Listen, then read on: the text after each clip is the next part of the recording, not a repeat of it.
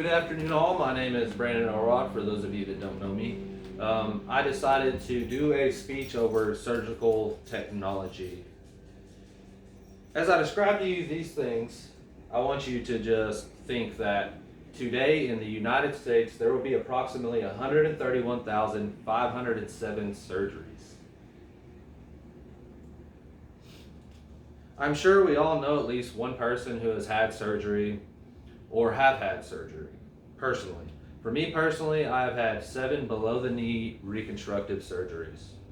And more than likely, when they wheeled you into that OR, if you weren't under sedation already and you were still awake, you saw a person standing against the wall wearing sterile gloves, a sterile gown, a scrub cap, goggles, and a mask.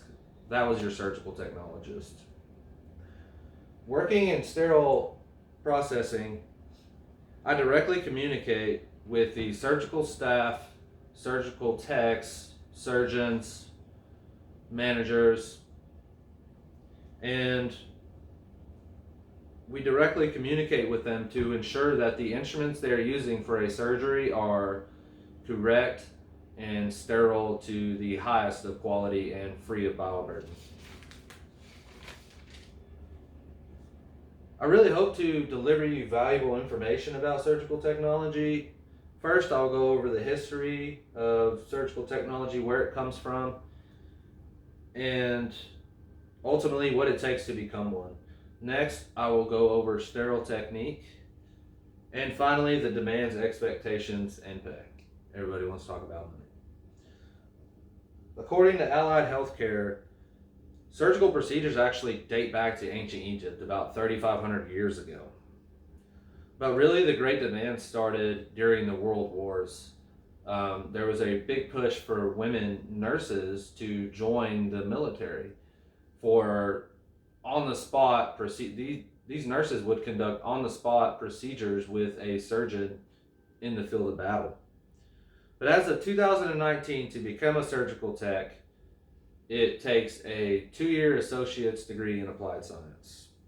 Once you're accepted into the program, you will be trained in sterile technique, operating tools, equipment, and draping a patient, positioning them correctly in certain directions, and different types of procedures. Now that we know some of the history and what it takes to become a surgical tech, let's talk about the things that can happen when these techs are just not careful enough or not trained properly. When you have a surgery, you obviously want the most highly trained, competent people in your operating room. According to Johns Hopkins Medicine, if you have a surgery, the chances of developing a SSI or a surgical site infection are 1 to 3%. Now, remember that number I told you to think about and grasp onto? 1 to 3% out of that number is still pretty high. The most common is staph or staphylococcus. These develop by not thoroughly scrubbing your hands, improper sterile technique, and just the slightest little particle can contaminate a sterile field, and the sterility is completely gone from there. Now that you know some history and some infections that can develop, we will now go over demands, expectations, and best of all, pay.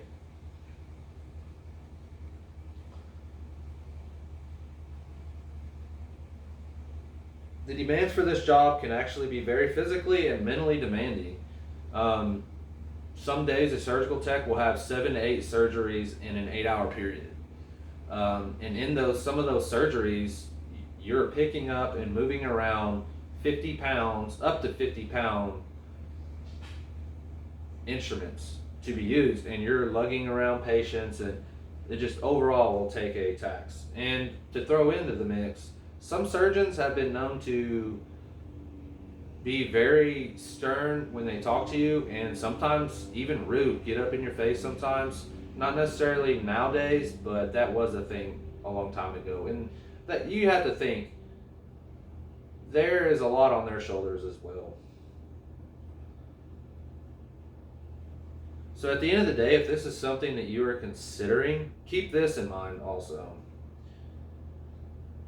Pay demands really demands on where you live and work. According to the U.S. Bureau of Statistics, a first year scrub straight out of school can make anywhere from $33,000 to $70,000, which is pretty good. Now, in conclusion, now that you have the history demands of this job, think about this. When a patient enters an OR, more than likely they are sick, something is wrong. And 9 times out of 10, when they leave that OR, they are better. And yes, the expectations are high, but at the end of the day, someone's life is really in your hands. So no matter what you decide to do in life, always strive to be the best always strive to be the best at what you do, and most of all, love what you do. And here's a cool quote that I felt went along with it. Difficult doesn't mean impossible. It simply means that you have to work hard. Thank you.